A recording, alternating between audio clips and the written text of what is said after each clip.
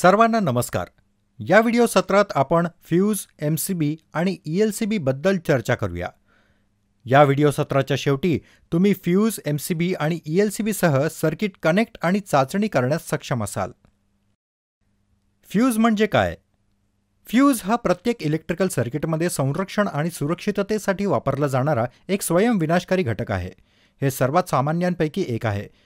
विद्युत प्रवाह थांबवून किंवा व्यत्यय आणून प्रवाहाचा ओव्हरफ्लो होतो तेव्हा वितळणारी धातूची तार असलेली सर्किट संरक्षित करण्यासाठी वापरलेली उपकरणे.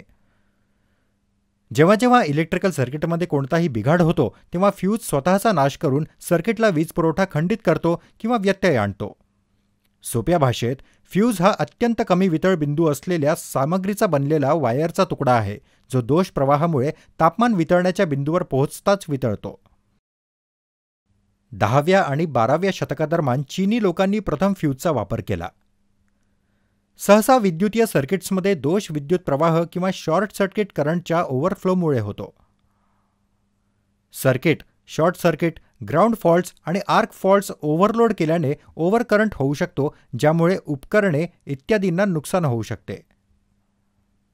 यावेळी फ्यूज स्वतः सर्किट डिस्कनेक्ट करेल आणि इतर सर्किट्सला ओव्हरफ्लो करंट थांबवेल. फ्यूज वापरण्याचे फायदे. फ्यूज हे सर्किट संरक्षणाचा सर्वात स्वस्त प्रकार आहे. फ्यूज वापरण्यास सोपा आहे.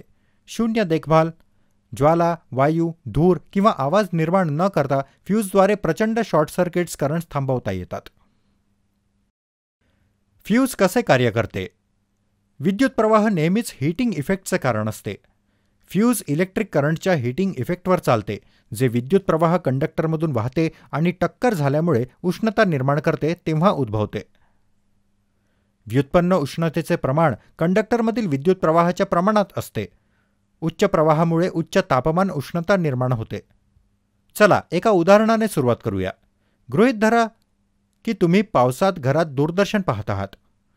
जेव्हा मेघगर्जना होते तेव्हा इलेक्ट्रिक स्पाइक नावाच्या व्होल्टेजमध्ये अचानक वाढ होऊ शकते, ज्यामुळे टेलिव्हिजनमध्ये उच्च प्रवाह वाहू शकतो आणि नुकसान होऊ शकते.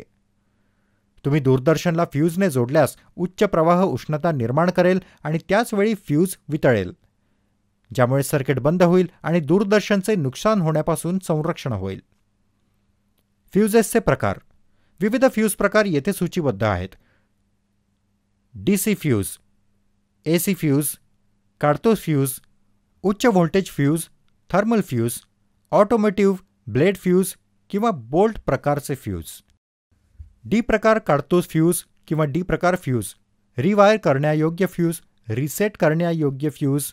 HRC, उच्च फुटण्याची क्षमता फ्यूज किंवा लिंक प्रकार काडतूस फ्यूज.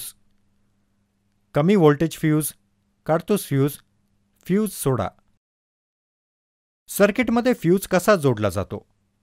फ्यूज सामान्यतः थेट तारांसह मालिकेत वायर केलेले असतात, जेणेकरून कोणत्याही जोडलेल्या तारांमधून जाण्यापूर्वी त्यांच्यामधून विद्युत प्रवाह वाहतो. उपकरणे फ्यूज हे वर्तमान प्रवाहासाठी संवेदनशील असतात, म्हणून कोणतेही फ्यूज केवळ वर्तमान प्रवाहाच्या मार्गावर जोडले जाऊ शकतात. सर्किटला जोडलेल्या इलेक्ट्रिकल उपकरणांचे संरक्षण करण्यासाठी उच्च प्रवाह किंवा शॉर्ट सर्किट स्थितीत फ्यूजमधून विद्युत प्रवाह वाहतो. हा शॉर्ट सर्किट करंट जास्त प्रमाणात उष्णता निर्माण करेल आणि फ्यूज उडवेल. जर फ्यूज थेट वायरशी समांतर जोडला गेला असेल तर सर्किटमध्ये कोणताही बिघाड झाल्यास फ्यूज आणि उपकरणांमधून एकाच वेळी मोठ्या प्रमाणात विद्युत प्रवाह वाहतो आणि यामुळे उपकरणांचे नुकसान होऊ शकते. फ्यूज घटकांसाठी वापरल्या जाणाऱ्या सामग्रीमध्ये खालील गुणधर्म असणे आवश्यक आहे. कमी हळूवार बिंदू, कमी ऑमिक नुकसान, उच्च चालकता किंवा कमी प्रतिरोधकता, कमी किंमत, विकृतीपासून मुक्त. फ्यूज्ड वायरमध्ये शिसे आणि कथील मिश्र धातूचा वापर केला जातो, कारण त्याचा वितळण्याचा बिंदू कमी असतो. अधिक किंमत असूनही खालील फायद्यांमुळे चांदीला फ्यूज घटक सामग्री म्हणून वापरण्याची शिफारस केली जाते. त्याचे ऑक्सिडीकरण होत नाही आणि ऑक्सिडाइज अस्थिर आहे. ऑक्सिडेशनमुळे चांदीची चालकता खराब होत नाही. कमी प्रतिरोधकतेमुळे चांदीमध्ये सर्वोत्तम वाहन गुणधर्म आहे. फ्यूज रेटिंग कसे निवडायचे? फ्यूज निवडताना 3 मूलभूत पायऱ्या आहेत. सर्किटच्या अँपियर रेटिंगवर लक्ष ठेवा की तुमचा फ्यूज संरक्षित करेल. फ्यूज आणि फ्यूज होल्डर सुसंगत असल्याची खात्री करा. फ्यूजचे परीक्षण करा जर तुम्हाला अंतर्गत घटक बदलण्याची आवश्यकता असेल. फ्यूज वायरचा आकार त्यातून वाहणाऱ्या विद्युत प्रवाहावर अवलंबून असतो. फ्यूजचे एकक अँपिअरमध्ये दर्शवले जाते. पूर्ण लोड असताना तुमचे घर विशिष्ट प्रमाणात विद्युत प्रवाह काढू शकते. चला 5 अँपिअर्स म्हणू. तर फ्यूज वायर थोडे जास्त मूल्यावर सेट केले आहे, जसे की 6.25 अँपिअर्स 5 अँपिअर्सच्या 125%. आम्ही 5 अँपिअर्स निवडू नये कारण आपल्याला उपकरण कार्य करण्यासाठी 5 अँपिअर्स आवश्यक आहे. तुम्ही फ्यूज रेटिंग 5 अँपिअर्स म्हणून निवडल्यास फ्यूज 5 अँपिअर्स वाजता जळून जाईल. त्यानंतर सर्किट बंद होईल.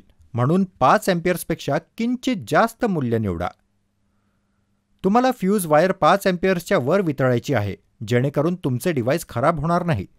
अशा प्रकारे आपले उपकरण संरक्षित आहे. आणखी एका उदाहरणावर चर्चा करू. गृहीत धरा की तुमच्याकडे सिंगल फेज पॉवर सप्लायसह समांतर जोडलेले 5 60 वॅट दिवे आहेत. 220 व्होल्टचा व्होल्टेज गृहीत धरून दिलेल्या सर्किटसाठी एकूण अँपिअर्स मोजा. एकूण वॅट बरोबर 5 दिवे गुणिला 60 वॅट बरोबर 300 वॅट्स. P बरोबर V गुणिले I. I बरोबर P भागिले V. I बरोबर 300 भागिले 220. आम्हाला एकूण विद्युत प्रवाह 1.36 अँपिअर्सवर मिळतो. या सर्किटसाठी फ्यूज रेटिंग 1.36 अँपिअर्सच्या 125% असू शकते, जे 1.7 अँपिअर्स आहे. आता तुम्ही फ्यूज म्हणून 1.7 अँपिअर्स वाहून नेण्यासाठी पुरेशी मजबूत असलेली वायर निवडावी आणि ती पुरवठा आणि भार यांच्यातील मालिकेत जोडली पाहिजे. आणखी 2 60 वॅट दिवे समान सर्किटला समांतर कनेक्ट करा. येथे एकूण वॅटेज 420 वॅट्स बनते आणि वर्तमान रेटिंग 1.9 अँपिअर्स बनते, जे कनेक्टेड फ्यूज रेटिंगपेक्षा जास्त आहे. एकदा दिवा चालू केला की नव्याने जोडलेल्या लोडमुळे होणाऱ्या उच्च प्रवाहामुळे लगेच फ्यूज उडेल. हे संपूर्ण सर्किटचे संरक्षण करेल. नवीन रेटिंगनुसार फुगलेली फ्यूज वायर नवीनसह बदला.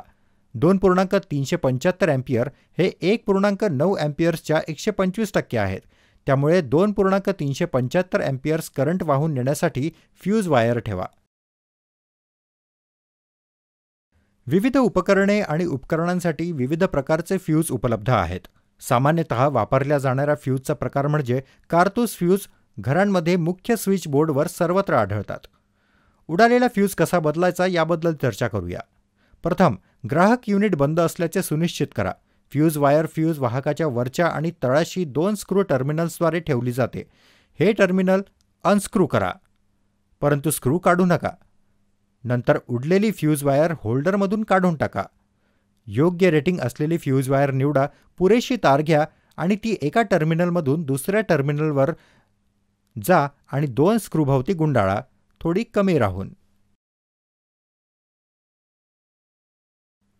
चला MCB वर चर्चा करूया. MCB हे मिनिएचर सर्किट ब्रेकरचे संक्षिप्त रूप आहे. MCB ही फ्यूजची प्रगत आवृत्ती आहे. त्याच्या उत्कृष्ट वैशिष्ट्यांमुळे MCBs वाढत्या प्रमाणात फ्यूज बदलत आहेत. MCB हा एक स्विच आहे जो सर्किटमधून जास्त प्रवाह वाहतो तेव्हा आपोआप उघडतो. फ्यूजसारख्या कोणत्याही मॅन्युअल बदलीशिवाय ते पुन्हा बंद केले जाऊ शकते. दुसऱ्या शब्दात MCB म्हणजे लघु सर्किट ब्रेकर हे एक इलेक्ट्रोमॅग्नेटिक उपकरण आहे जे मोल्ड केलेल्या इन्सुलेट सामग्रीमध्ये बंद होते. MCBचे मुख्य कार्य म्हणजे विद्युत प्रवाहांच्या सामान्य मूल्यापेक्षा जास्त विद्युत प्रवाह गेल्यावर विद्युत पुरवठ्यापासून सर्किट आपोआप डिस्कनेक्ट करणे. फ्यूजच्या बाबतीत एकदा फॉल्ट स्थितीत ते ऑपरेट केले गेले की ते बदलले जाणे किंवा पुन्हा वायर करणे आवश्यक आहे. परंतु MCBमध्ये बदली किंवा पुनर्वापर झाले नाही. हेच मुख्य कारण आहे की बहुतेक ठिकाणी MCBचा वापर फ्यूजला पर्याय म्हणून केला जातो. सर्किट तसेच जेव्हा सर्किटमध्ये बिघाड होतो तेव्हा MCBमधील स्विचेस आपोआप बंद होतात आणि यंत्रांचा दोष सहज शोधता येतो. फ्यूजवर MCBच्या फायद्यांची चर्चा करूया. एक MCB अतिशय सोपे, वापरण्यास सोपे आणि आहे. सामान्यतः दुरुस्ती केली जात नाही. MCB फ्यूजपेक्षा अधिक वर्तमान संवेदनशील आहे. वर्तमान प्रवाहातील कोणतीही असामान्यता ओळखली गेल्यास इलेक्ट्रिकल सर्किट आपोआप बंद होते. शॉर्ट सर्किट दरम्यान ते फ्यूजपेक्षा वेगाने कार्य करतात. पेक्षा चांगले ओव्हरलोड संरक्षण ऑफर करा फ्यूज. MCBs पुन्हा वापरता येण्याजोगे आहेत, म्हणून त्यांना कमी देखभाल आणि बदलण्याची आवश्यकता आहे. फ्यूज तथापि जेव्हा जेव्हा ते दोषपूर्ण होते तेव्हा बदलणे आवश्यक आहे. पुरवठा पुन्हा सुरू करणे एमसीबीसह खरोखर सोपे आहे. तुम्हाला फक्त एमसीबीच्या नॉबला पुन्हा चालू स्थितीत वळवायचे आहे. तथापि फ्यूजचा धक्का लागल्यास संपूर्ण फ्यूज वायर बदलणे आवश्यक आहे. पाहिल्याबद्दल धन्यवाद. तुमचा दिवस चांगला जाओ.